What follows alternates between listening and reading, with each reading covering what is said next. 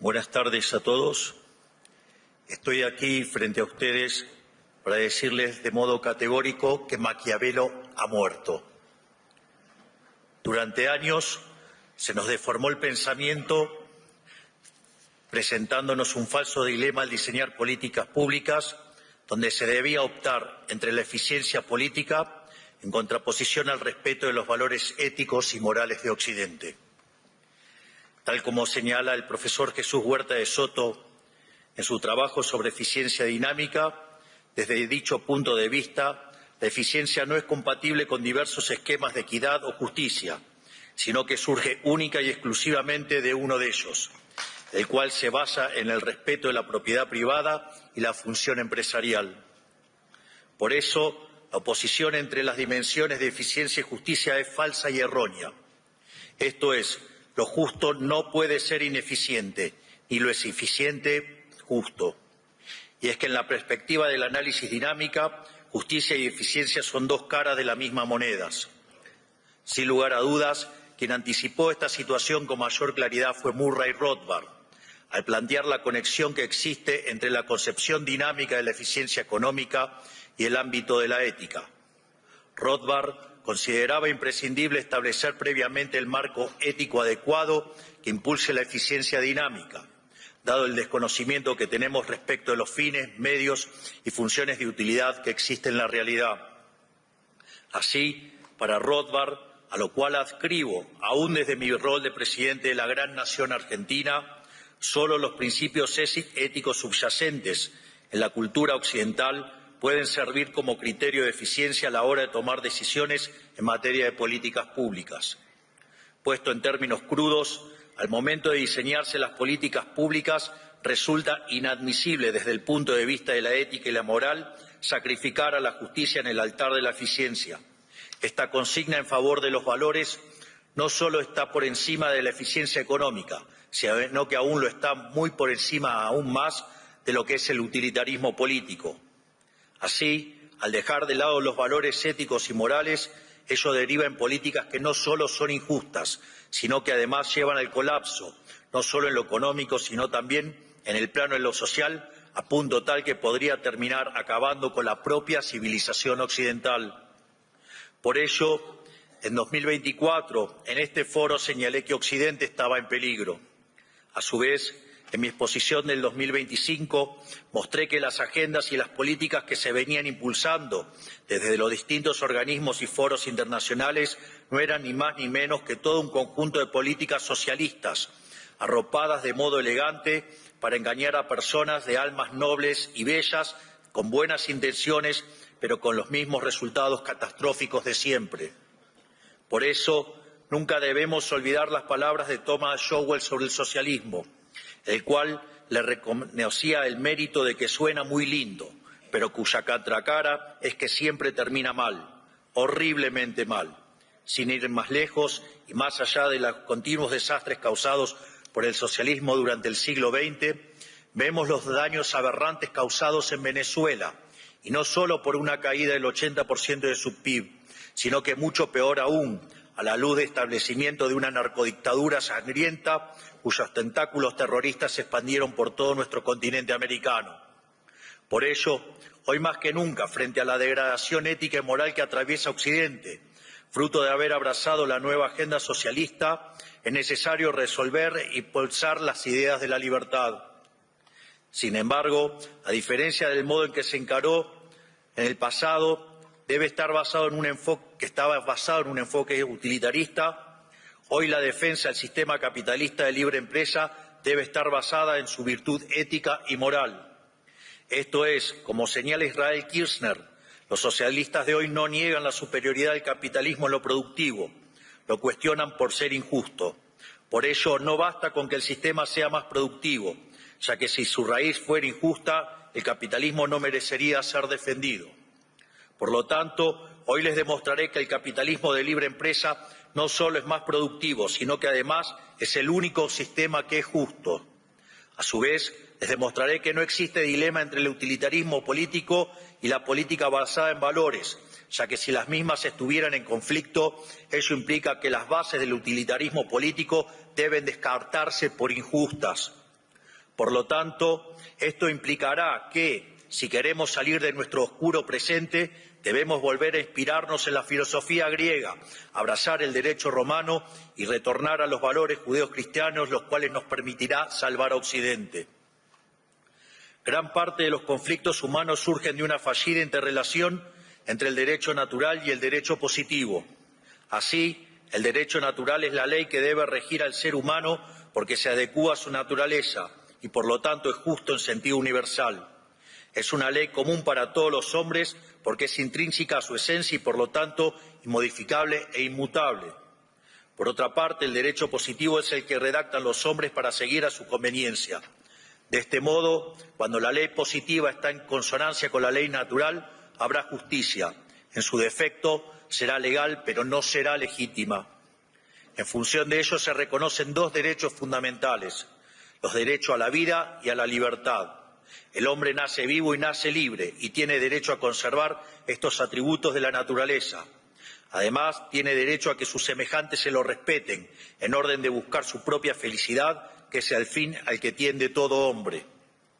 En paralelo, tenemos los derechos adquiridos, los cuales no son naturales ni tampoco son inherentes al ser humano, sino que los mismos son ganados por merecimiento u obtenidos por regalo. De este modo, el derecho fundamental a la libertad se deriva del derecho adquirido de la propiedad privada, y ello se manifiesta en que podamos libremente adquirir un bien con el fruto de nuestro trabajo o podemos recibir un bien que libremente nos den o hereden. A su vez, el derecho de propiedad, en especial por sus consecuencias dinámicas, se vincula con el principio de apropiación de Locke, por lo que ahora la propiedad no solo puede derivar en una donación, regalo, herencia y o intercambio, sino que se suma a la apropiación del descubrimiento y de una creación. Finalmente, estos derechos se complementan con el principio de no agresión, el cual establece que ningún ser humano tiene derecho a ejercer agresión de ningún tipo contra otro ser humano, lo cual no solo incluye la agresión física, sino también todo tipo de coacción, coerción y o imposición bajo amenaza de uso de la fuerza.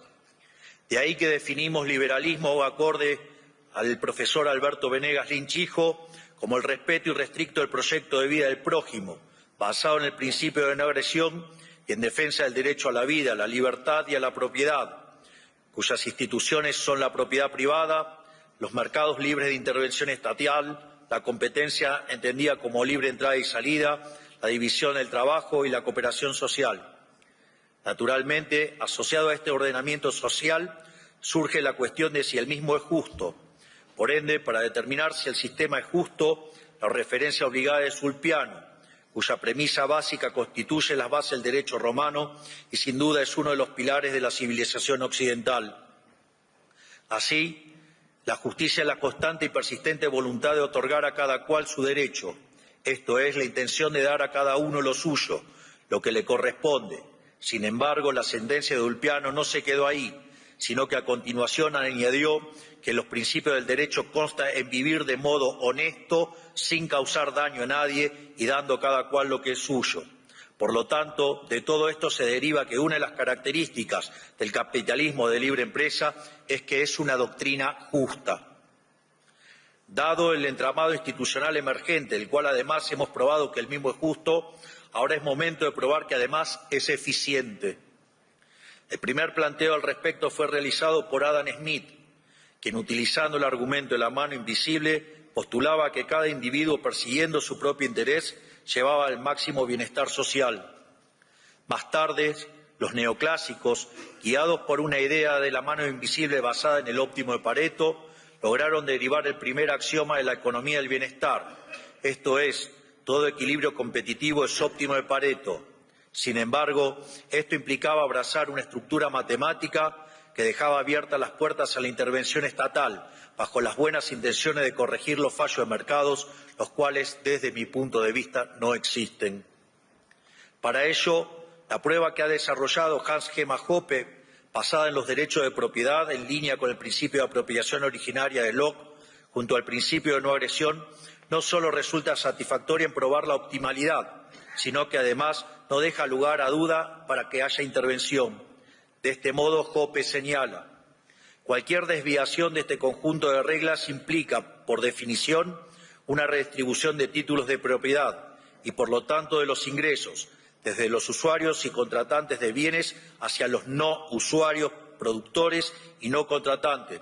Por lo tanto, cualquier desviación en tal sentido implica que habrá relativamente menos apropiación originaria de recursos cuya escasez sea conocida y, por ende, habrá menos producción de nuevos bienes, menos mantenimiento de los bienes existentes y menos contratos y comercios que sean mutuamente beneficiosos. Esto, naturalmente, implica un menor estándar de vida en relación con los bienes y servicios que pasan de mano en mano. Además, el postulado que solo el primer usuario, no el último, de un bien adquiere el derecho de propiedad sobre el mismo, nos asegura que los esfuerzos productivos serán tan altos como sea posible en todo momento. A su vez, la noción de que solo la integridad física de la propiedad, no el valor de la misma, debe ser protegido garantiza que todo propietario llevará a cabo los mayores esfuerzos productivos de valor, esto es, esfuerzos para promover cambios favorables en el valor de la propiedad y para prevenir o contrarrestar cualquier cambio no favorable en el valor de la misma. Por lo tanto, cualquier desviación de estas reglas implica una reducción de esfuerzos productivos en todo momento. Nótese que al pivotear sobre la propiedad privada y no sobre funciones de exceso de demanda derivadas de ejercicio de optimización, permite alcanzar un óptimo sin la necesidad de supuestos esotéricos que luego brindan sustento a la intervención estatal. Al mismo tiempo, evita caer en el ridículo empírico del segundo teorema de la economía del bienestar, que postula la independencia entre producción y distribución, como si la opción entre capitalismo y comunismo fuera neutral en términos de resultado. Por lo tanto, habiendo probado que las instituciones del capitalismo de libre empresas, sostenidas por los derechos naturales, el principio de apropiación originaria de Locke y el principio de no agresión, no solo que son justas, sino que además son eficientes, al menos en términos estáticos, es momento ahora de probar que el capitalismo de libre empresa cumple con todas estas mismas propiedades en términos dinámicos. Jenofonte, ya 380 años antes de Cristo, señalaba que la economía es un saber que permite a los hombres acrecentar la hacienda, mientras postulaba que la propiedad privada resultaba el vehículo más provechoso para la vida de cada cual. Luego de ello, Jenofonte se ocupa del concepto de eficiencia, el cual lo aborda desde dos perspectivas. Por un lado, desde una visión estática, define como eficiente a la gestión de los recursos disponibles tendientes a evitar el despilfarro, donde además resalta el beneficio de la propiedad privada al señalar que el ojo del amo es la mejor fórmula para engordar su ganado. Por otro lado, Jenofonte, en su segunda definición de eficiencia, se adentra en el terreno dinámico, señalando que, a su vez, la eficiencia implica incrementar la hacienda, esto es, se trata de aumentar la cantidad disponible de bienes por la vía de la creatividad empresarial, esto es, por la vía del comercio y la especulación. Este último criterio de eficiencia es de importancia fundamental para el estudio del crecimiento de una economía, ya que a diferencia de un modelo estático en el que solo se contemplan lo que Robert Lucas Jr. definía como los parámetros profundos, esto es, preferencias, tecnología y dotaciones de recursos iniciales, en la esfera dinámica tanto la tecnología como las dotaciones iniciales pueden variar y de hecho lo hacen continuamente como resultado de la creatividad empresarial. Es más, un capítulo aparte obedece a la institución de la propiedad privada y que, pivoteando sobre ella, la Escuela Austríaca de Economía, desde Mises, Hayek, Rothbard, Kirchner, Hoppe hasta Jesús Huerta de Soto, han demostrado la imposibilidad del socialismo y, por ende, echando por tierra la fantasmagórica idea de John Stuart Mill que postulaba la independencia entre la producción y distribución. Una sordera académica que derivó en el socialismo y que le costó al mundo la vida de 150 millones de seres humanos, al tiempo que aquellos que lograron sobrevivir al terror lo hicieron en una absurda pobreza. Acorde a lo señalado y en línea con la segunda definición del análisis de Jenofonte, la teoría económica ha identificado 4 fuentes de progreso económico. En primer lugar, tenemos la división del trabajo, la cual fue ejemplificada por Adam Smith con la fábrica de alfileres. En el fondo, se trata de un mecanismo por el cual se generan ganancias de productividad que se manifiestan como rendimientos crecientes y que, si bien su límite está delimitado por el tamaño del mercado, el tamaño del mismo se ve afectado positivamente por ello. Sin embargo, Vale la pena aclarar también que este proceso virtuoso no es infinito, cuyo límite choca con la dotación de recursos iniciales. En segundo lugar, la acumulación de capital, tanto físico como humano. Respecto al capital físico, es crucial la interacción entre ahorro e inversión, poniendo de manifiesto el rol fundamental del mercado de capitales y el sistema financiero para lograr a cabo dicha intermediación.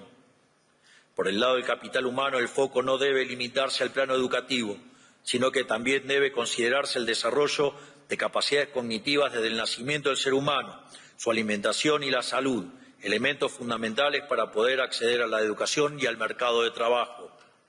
En tercer lugar, tenemos el progreso tecnológico, el cual significa poder producir una mayor cantidad de bienes con la misma cantidad de recursos o producir lo mismo empleando una menor cantidad de insumos. Finalmente, tenemos el espíritu empresarial, o mejor dicho, la función empresarial, la cual, de acuerdo al profesor Huerta de Soto, constituye el principal motor del proceso de crecimiento económico, ya que si bien los tres factores señalados son importantes, sin empresarios no habrá producción y el nivel de vida sería extremadamente precario.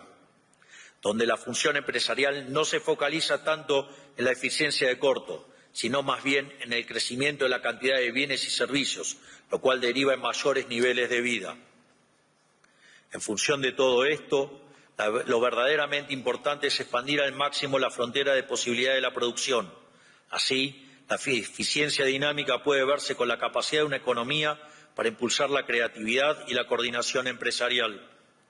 A su vez, el criterio de eficiencia dinámica está indisolublemente unido al concepto de función empresarial, siendo esta la capacidad típicamente humana para darse cuenta de las oportunidades de ganancia que surgen en el entorno y actuando en consecuencia para aprovecharse de las mismas, haciendo que se vuelva fundamental la tarea de descubrir y crear nuevos fines y medios, impulsando una coordinación espontánea destinada a resolver los desequilibrios del mercado. Por otra parte, esta definición de eficiencia dinámica que propone Huerta de Soto combina adecuadamente y de modo coherente la idea de destrucción creativa de Schumpeter con la eficiencia adaptativa de North. Naturalmente, dado el rol de la función empresarial, son de vital importancia las instituciones bajo las cuales se desarrolla la misma.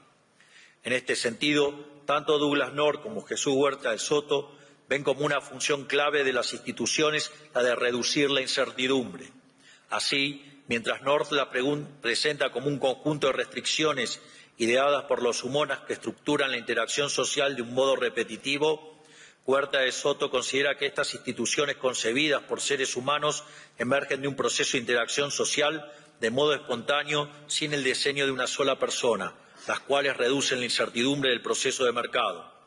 De este modo, como señala Roy Cordato, el marco institucional adecuado es el que favorezca el descubrimiento empresarial y la coordinación, por lo que en este marco la política económica debería orientarse a identificar y remover todas las trabas artificiales que dificultan el proceso empresarial y los intercambios voluntarios.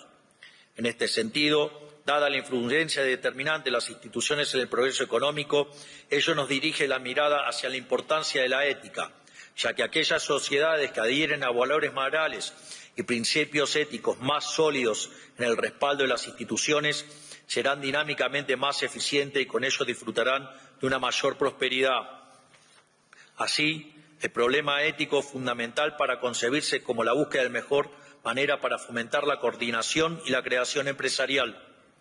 Por lo tanto, en el campo de la ética social se llega a la conclusión de que la concepción del ser humano como un actor creativo y coordinador implica aceptar con carácter axiomático el principio de que todo ser humano tiene derecho a apropiarse de los resultados de su creatividad empresarial. Es decir, que la apropiación privada de los frutos de aquellos que crean y descubren los empresarios es un principio del derecho natural, porque si el actor no pudiera apropiarse de lo que crea o descubre, entonces se bloquearía su capacidad de detectar oportunidades de ganancias y desaparecería el incentivo que tiene para llevar a cabo sus acciones. En definitiva, el principio ético que acabamos de enunciar es la base fundamental ética de toda la economía de mercado.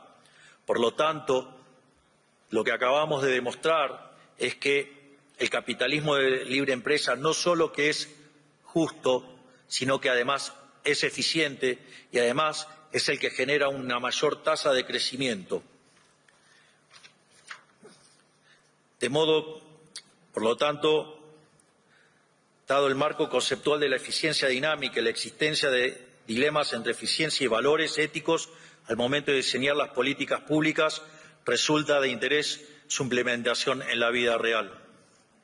Más allá de los enormes logros que hemos mostrado durante esos años de gestión, extirpando un déficit fiscal de 15 puntos del PBI, bajando la inflación del 300% al 30%, reduciendo el riesgo país en 2.500 puntos básicos y haciendo crecer la economía, mientras que la pobreza bajó del 57 al 27%, llevando políticas públicas guiadas por valores éticos y morales.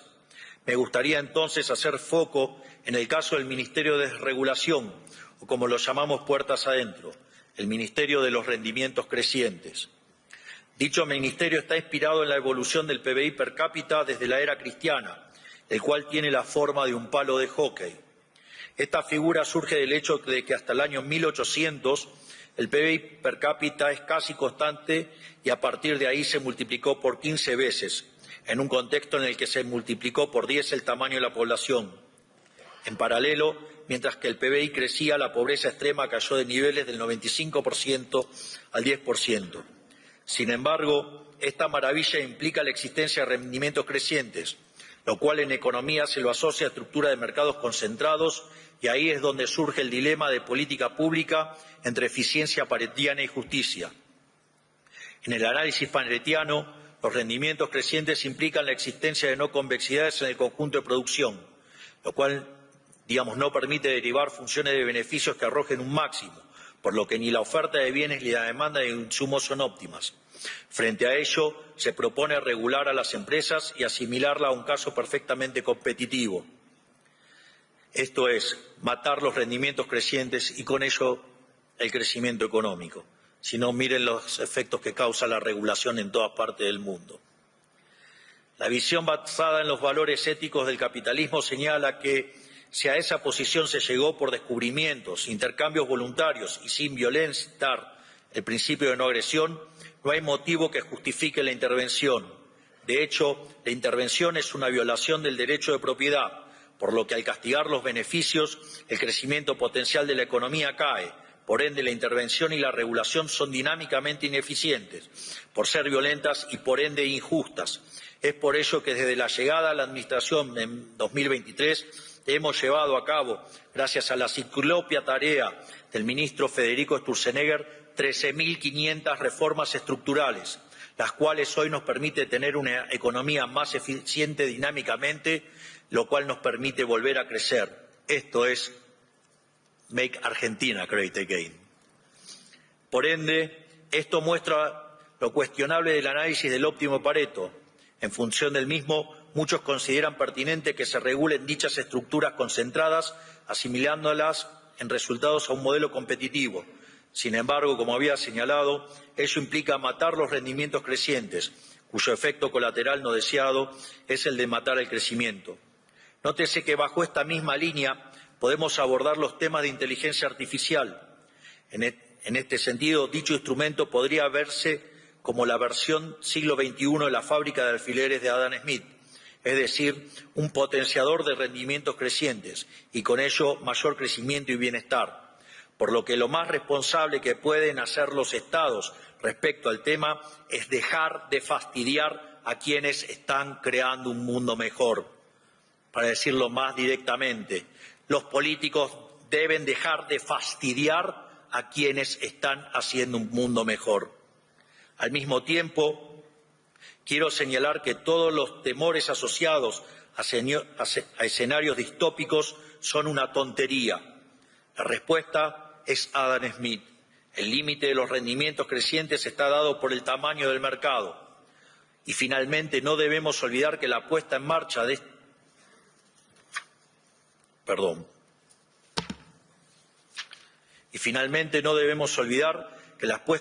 estos proyectos requiere de insumos y recursos financieros reales, por lo que la expansión estará limitada por las dotaciones iniciales. Para aquellos que estén interesados en los fundamentos teóricos de estos argumentos que estoy presentando, hoy el doctor Reidel subió a las redes justamente el trabajo que hicimos en colaboración y que desarrollamos justamente los fundamentos teóricos de esto de que regular mata el crecimiento. Es decir, la omnipotencia del Estado, las regulaciones destruyen el derecho de propiedad y eso mata los rendimientos crecientes y, por ende, digamos, el crecimiento es menor. Por último, ligado a este fenomenal futuro que se avecina, resulta de vital importancia el rol del capital humano. En este sentido, en Argentina, gracias a la gestión de la ministra Sandra Petovelo, a los sectores vulnerables hemos dejado de regalarle el pescado para enseñarles a pescar y, si es posible, a motivarlos que creen su propia empresa pesquera. Finalmente, a pesar de las críticas populares, el capitalismo de libre empresa no socava los valores morales.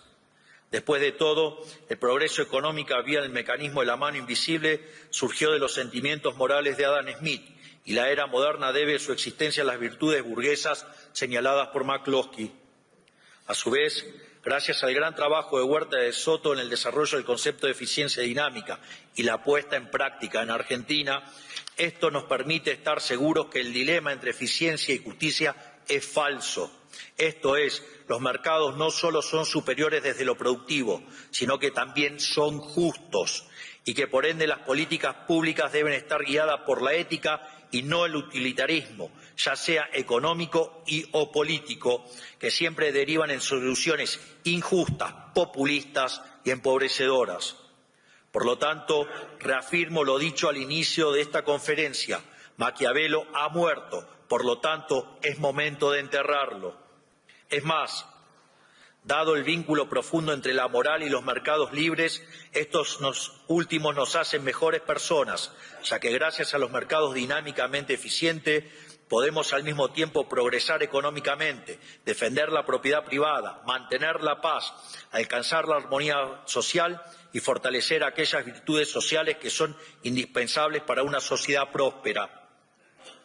Por último, quiero dejarles una reflexión sobre la parashá de esta semana. La parashá Bo describe ese momento en que Moisés se enfrenta al faraón, símbolo del poder opresor del Estado, para advertirle que si no liberaba al pueblo hebreo, caerían sobre Egipto las últimas 3 plagas. Ante la negativa del faraón, llegó la plaga de las langostas, la cual significa la hambruna. Luego llegó la plaga de la oscuridad, la cual significa la pérdida de claridad para la toma de decisiones. Por último, la plaga de la muerte de los primogénitos, lo cual deja de manifiesto el destino de una sociedad que niega la libertad.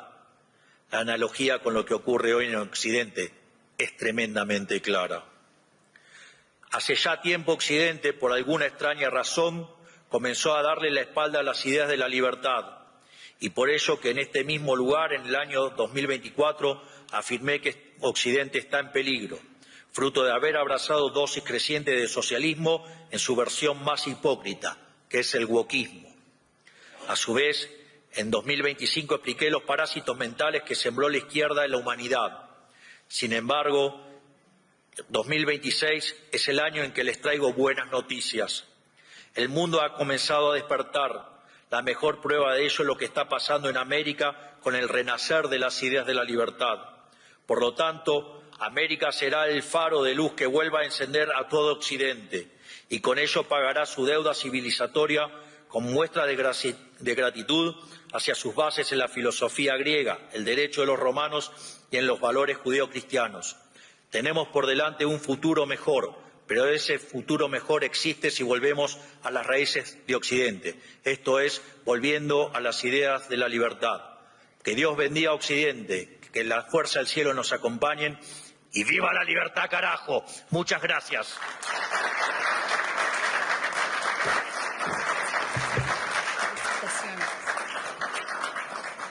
Filosófico.